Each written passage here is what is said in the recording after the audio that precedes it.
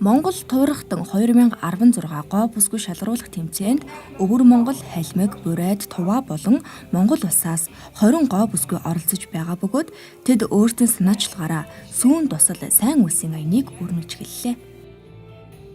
Сүүн туслаа аян маань бол манай Монгол туурахтын мисүүдийн санаачилсан аян байгаа.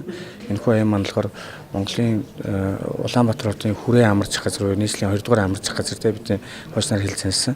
Энэхүү амарч газар маань 1959 оноос хойш ерөнхийдөө засвар үйлчлэгээ төдийлөн сайн хийгдээгүй байдаг.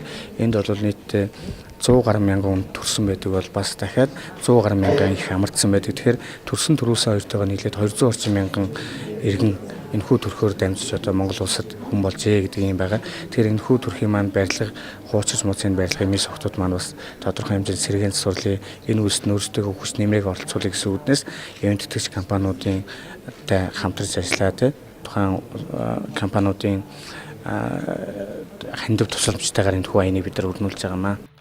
Тэргүүн гоо бүсгүй шалгаруулах тэмцээнд оролцогч бүсгүйчүүд маань сүүн тусал ирээдүйн өрсөнд төлөвлөх сайн үлсийн аяныхаа талаар ийм сэтгэлдтэй байна.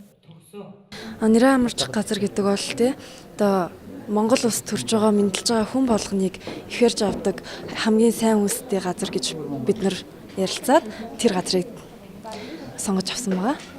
Эмэгтэй хүнд энэ хорвоогоос өгдөг хамгийн том алдар нь ээж хэмээх нэр байдаг.